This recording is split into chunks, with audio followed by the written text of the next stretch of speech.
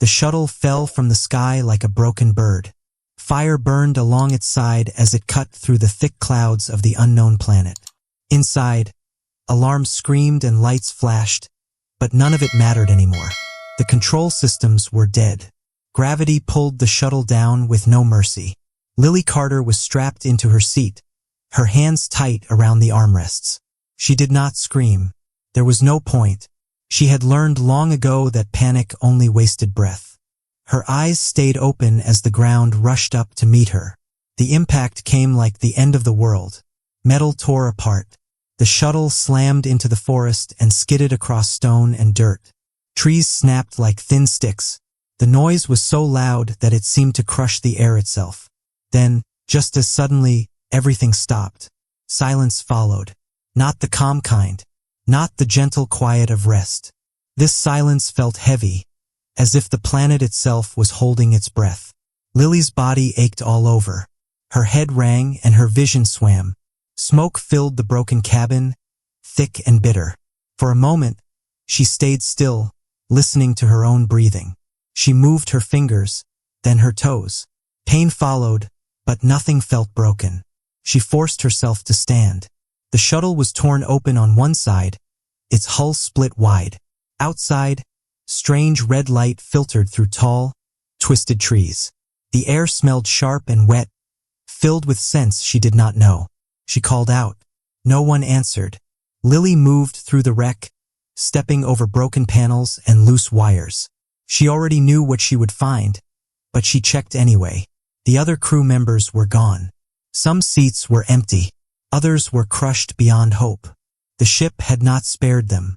When she stepped outside, the forest seemed to watch her. The trees were thick and dark, their bark rough and black like burned stone. Long vines hung between them, moving slightly even though there was no wind. Far away, something howled. The sound was low and deep, not like any animal Lily had heard before. She swallowed and turned back to the shuttle. This broken ship was all she had. Lily gathered what she could. A small survival pack, cutter tool, a half-charged light unit, water rations. Not much, but enough to keep her alive for now. She worked fast, her hands steady even as fear pressed against her chest.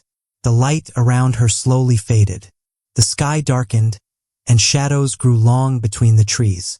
As night came, the forest changed. Clicks, growls, and distant roars filled the air. Something large moved through the undergrowth, snapping branches with ease. Lily backed toward the shuttle and sat with her back against its cold metal. She did not sleep. She watched. Glowing eyes appeared in the dark. One pair, then another. Shapes moved just beyond the reach of her light.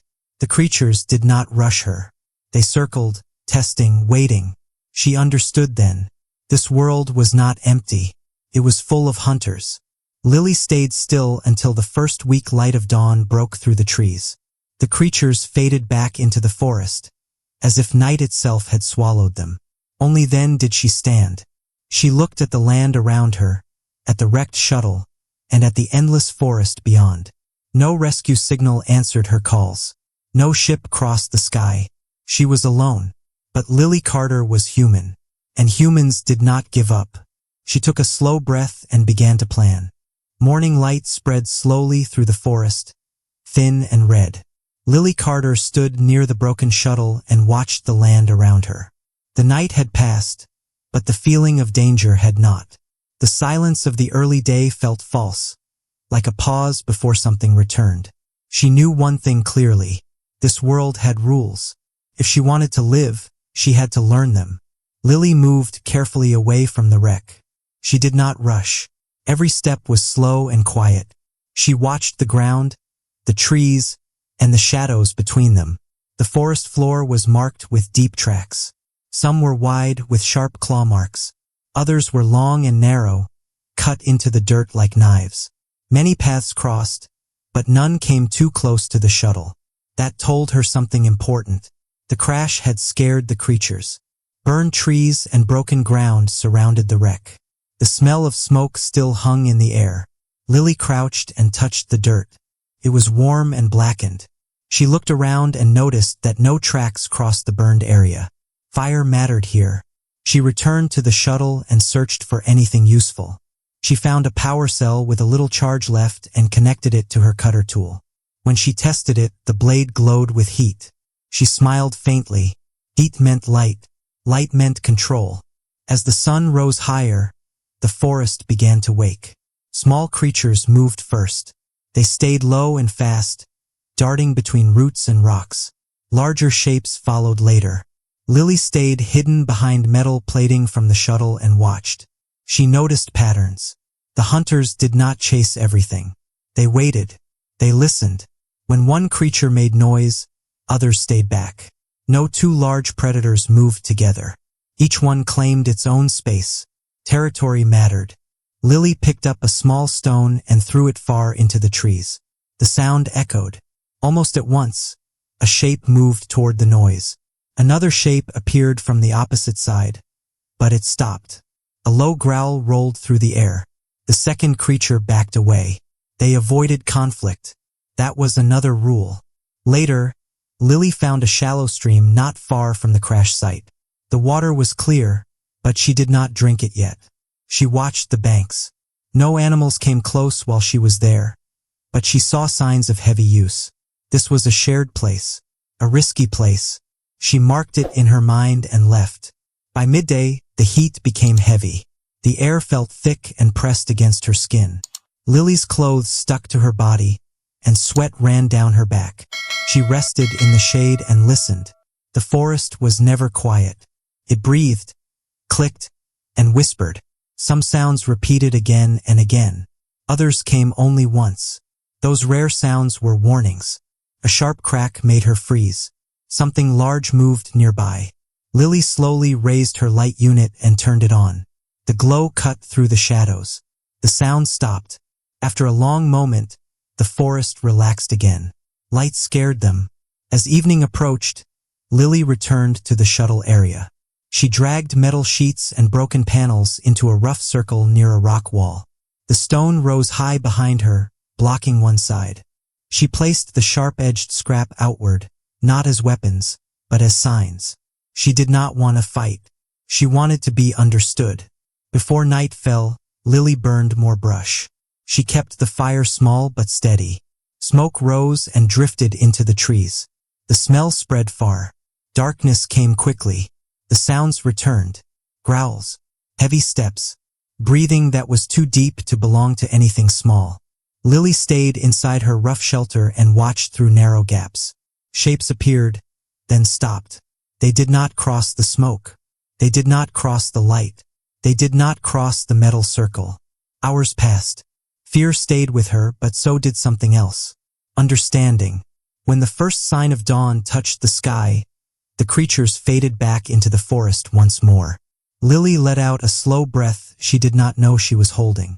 She had not won, but she had learned. This world was deadly, but it was not chaos. It followed rules, and humans were very good at learning rules. The third day began with pain. Lily Carter woke on the hard ground beside the shuttle, her muscles stiff and sore. Every part of her body reminded her of the crash, the fear, and the long night without sleep. She sat up slowly and waited for the world to stop spinning. She was still alive. That mattered more than comfort. Lily stood and looked around. The burned ground near the wreck was cooling, but the smell of smoke still lingered. The forest beyond remained quiet, watching her the way it always did. She had learned enough to know that quiet did not mean safe. She needed a real camp. The shuttle would not protect her forever. Its metal was torn, and its systems were dying. Sooner or later, the predators would grow used to its presence. She could not wait for that moment. Lily walked along the rock wall she had noticed the day before. It curved inward, forming a shallow hollow. The stone was tall and rough, with only one clear path leading in. She studied the ground carefully. There were old tracks nearby, but none inside the hollow. That was good. She chose the place. The work was slow and hard. Lily dragged broken metal panels from the shuttle one by one. Each piece scraped loudly against the dirt, and every sound made her pause and listen. When nothing came, she continued. She placed the panels in a wide half circle, pressing their sharp edges into the ground. Gaps were filled with stone, branches, and thick vines she cut away from nearby trees. Her hands blistered, and her arms shook with effort, but she did not stop. She worked until her breath came fast and heavy. By midday, the sun burned overhead. Lily rested in the shade of the rock wall and drank a small amount of water. She could not waste it. She closed her eyes for a moment, but she did not sleep. A low sound rolled through the forest. Lily froze. The ground vibrated under her feet. Something large was moving, slow and heavy. Branches snapped. Leaves shook. Lily reached for her light unit and stood very still. A shape appeared between the trees. It was taller than she was, wide and low to the ground, with thick limbs and a long neck that moved like a snake. Its skin looked dark and hard, marked with old scars. Its eyes were small, but sharp. The creature stopped when it reached the edge of the burned ground. It lowered its head and sniffed. Lily turned on the light. The glow cut across the clearing. The creature pulled back slightly, confused. It let out a deep sound that shook Lily's chest. For a moment, she thought it would charge. Instead, it stepped back. Slowly, it turned and disappeared into the trees. Lily's knees felt weak. She sat down hard against the rock wall and pressed her hand to her chest. Her heart raced, but she was alive. The camp had worked. She continued building with more care after that. She added hanging strips of metal that moved and clinked softly in the air. She spread ash and burned plants around the entrance. She placed bright scraps where the light could catch them. It was not a fortress, but it was a message. As night came, Lily lit a small fire inside the hollow. The rock behind her reflected the light, making the space brighter than before. Smoke rose and drifted outward, marking the place as hers. The forest answered. Sounds came from every direction. Some were close. Others stayed far away. Shadows moved, stopped, and moved again. Lily stayed inside her camp and watched through narrow gaps. One shape approached the entrance. It stopped. The metal clinked softly. Smoke touched the air. Light spilled across the ground. The shape did not enter. It waited for a long time, then turned away. Lily stayed awake until dawn. When the sky finally lightened, she stepped outside. Tracks circled the camp, but none crossed the boundary she had made. The ground inside remained untouched. Lily looked at the marks and felt something new rise inside her. Not hope, control. She had not beaten the predators. She had taught them. This place was no longer empty ground. It was her camp, and the beasts were beginning to understand that it was not meant for them. The days that followed blurred together, marked by work, watching, and careful thought. Lily Carter no longer counted time by hours. She counted it by how long her camp remained untouched. Each morning, she studied the ground outside the barrier. Tracks told stories. Heavy ones came close, then turned away. Smaller ones stopped farther back. None crossed the line. The message was holding. Lily did not grow careless. She knew this world tested weakness without mercy. What worked once might fail later. So she changed, adjusted, and improved. She built more deterrence. Using scraps of metal and wire, she made hanging lines that moved with the smallest touch of air. When the wind blew, the camp whispered and rang. The sound was soft but constant, unnatural to the forest. She mixed ash with crushed plants that burned her skin when touched. She spread the mixture in wide patterns around the camp. The smell was sharp and bitter. She did not know if it was poison. She only needed it to feel wrong. The predators reacted. Lily watched from the shadows as shapes approached and stopped short. Some growled. Some paced. One large creature struck the ground with its limb, sending dirt into the air. None crossed. They remembered. One afternoon, the forest went still. The birds vanished. Small creatures hid. Even the distant sounds faded. Lily felt the change before she saw it. Her skin prickled, and the air seemed to tighten. Something different was coming. The ground began to shake, slow and steady. Each step carried weight and purpose. Lily moved into position inside her camp and turned on her light, setting it to its brightest level. The trees parted. The beast that emerged was larger than any she had seen. Its body was massive, supported by thick limbs scarred from old battles. A wide head swung from side to side, crowned with bone ridges. Its breath steamed as it exhaled. This was not a hunter following hunger. This was a ruler testing a border. The alpha stopped at the edge of the burned ground. It lowered its head and roared. The sound rolled across the forest and struck Lily like a physical blow. She felt it in her bones. Her hands shook, but she did not run. She stepped forward, staying behind the barrier, and raised the light high. The glow washed over the beast's face. The hanging metal rang softly. Smoke drifted past. The alpha took one step closer. Lily activated the cutter tool and pressed it into the ground. The blade burned a bright line into the dirt, hissing and smoking. The smell rose fast and sharp. The beast stopped, tilted its head, confused. Its instincts screamed danger, but no enemy attacked. There was no challenge, no blood, no weakness to exploit. Only warning. The alpha circled the camp once, slow and careful. Lily turned with it, never lowering the light. Her heart pounded so hard she thought it might break free.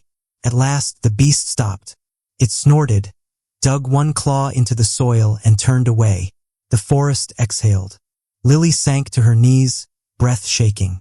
Tears burned her eyes, but she did not let them fall. Fear still lived inside her, but something else stood beside it now. Authority. The alpha did not return. After that day, changes spread across the land. Tracks vanished near the camp. Hunting paths bent away. Even the boldest predators kept their distance. The camp had become more than shelter. It was a line no beast wished to cross.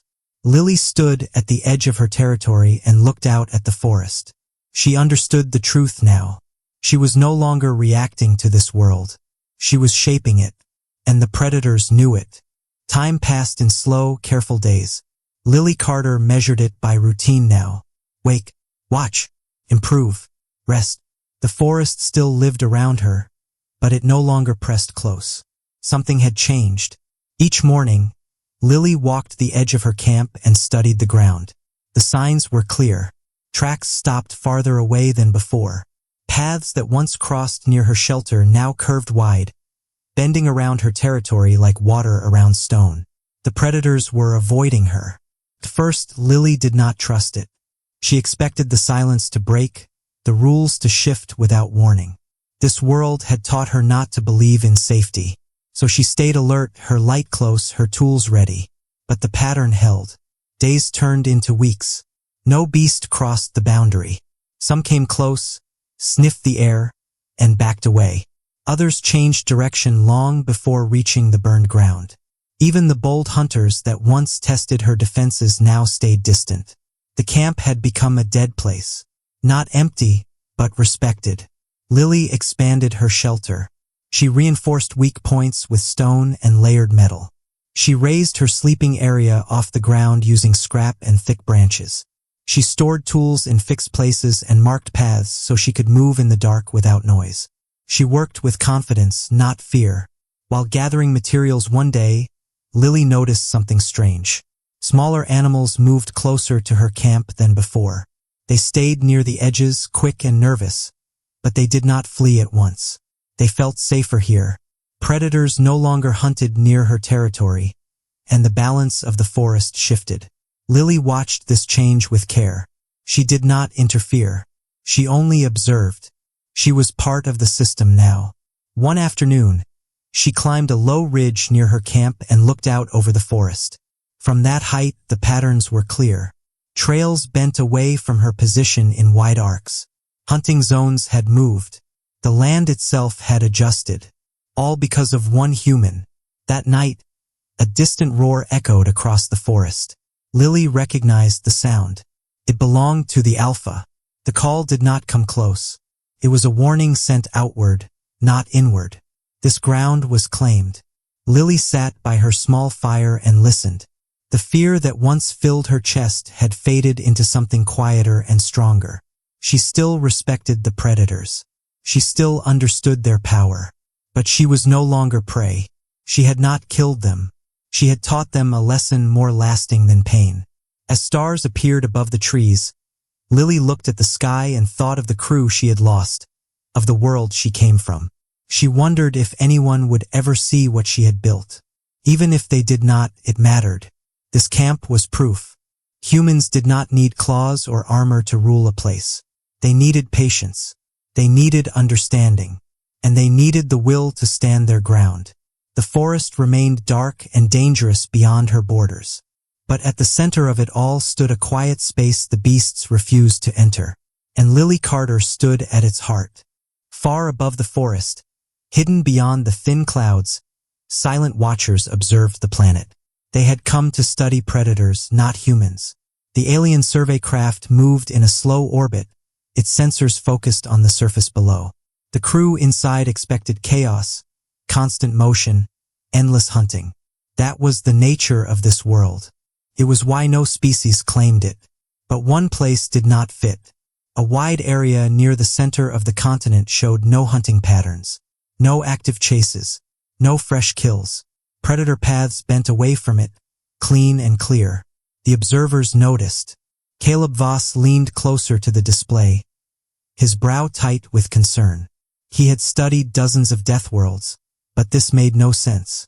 The predators were still alive, still strong, yet they avoided one small region as if it were poisoned. That zone should be full of activity, he said quietly.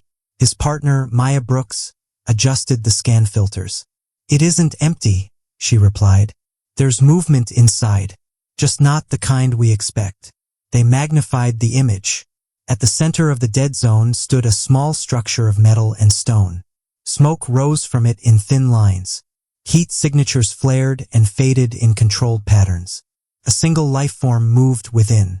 Human. Silence filled the craft. That can't be right, Maya said. Humans don't survive here. Not alone. But the data did not lie. The scans showed no heavy weapons, no shield fields, no automated defenses. Just light, heat, sound, and careful placement. Intelligence. The crew ran deeper analysis. Predator behavior logs revealed avoidance responses, not fear-based panic. The beasts remembered the location. They marked it and adjusted. The human taught them, Caleb said slowly. Below, Lily Carter moved through her camp, unaware of the eyes above. She checked her barriers, adjusted hanging metal, and fed her small fire. Her movements were calm and practiced. She belonged. The alien crew exchanged uneasy looks. Humans were not the strongest species. They lacked natural weapons. They bled easily. Yet here was one human reshaping a predator world without killing a single beast. A report was prepared. Language was chosen with care. The human was labeled an anomaly. A recommendation followed. Observation only. Do not interfere. As the craft adjusted its orbit, sensors continued to watch the quiet zone below. The predators stayed away. The camp remained untouched. Caleb Voss stared at the image and felt a chill. If one human can do this alone, he said, what happens when more arrive? No one answered. The planet turned beneath them, silent and waiting. The first sign came with the sky. Lily Carter noticed it while checking the edge of her camp. The light above the forest shifted, bending in a way she had not seen before. The air hummed, low and steady, like distant thunder that never struck. She froze and looked up. A shape descended through the clouds, smooth and silent, reflecting the red light of the sky. It slowed and stopped far above the trees, hovering. Lily did not panic. Panic solved nothing. She returned to her camp and prepared. The light unit was charged. The cutter tool rested at her side. The barriers were intact. The fire burned steady. When the craft lowered again, it did not land inside the forest. It stopped beyond the dead zone, careful not to cross the invisible line the predators respected. That told Lily everything. They were watching. Figures emerged from the craft and moved forward on foot. They were tall and thin, wrapped in dark suits that reflected light. Their movements were slow and deliberate, careful not to appear threatening. Lily stepped out from behind her barrier and stood where she could be seen. She did not wave. She waited. The figures stopped at the edge of the camp's boundary. One raised an open hand.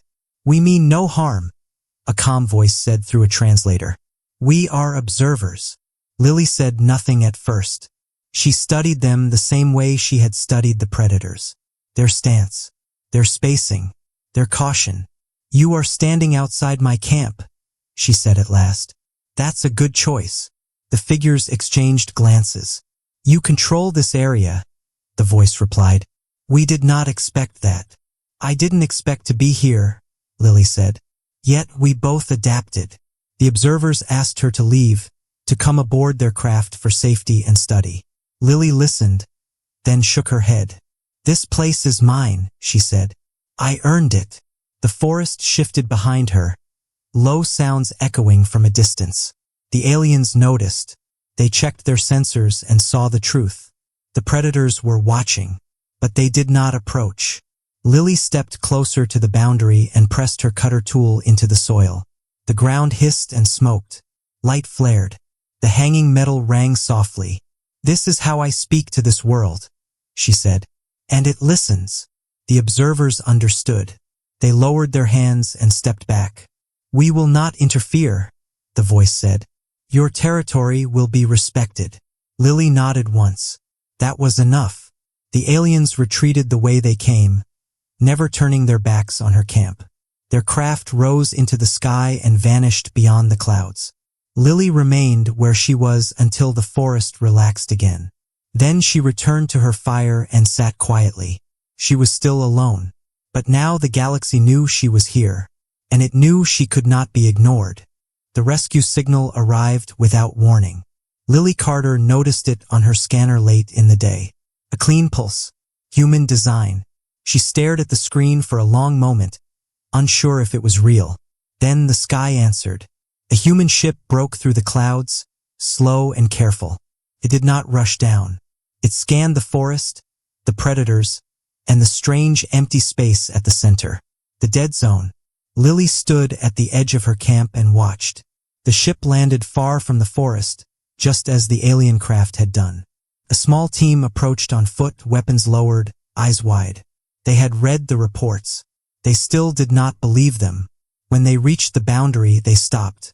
The ground inside was clean. No tracks. No signs of attack. Only a calm human camp surrounded by a hostile world. "Are you Lily Carter?" one of them asked. She nodded. They asked how she survived. She did not give a long answer. She only pointed to the barriers, the light, the fire, and the quiet forest beyond. "I learned," she said. The rescue team felt uneasy. They sensed it too. The predators were near, but they stayed back. The land itself seemed to respect the camp. The ship waited. Lily packed what she needed slowly. When she stood ready to leave, she paused.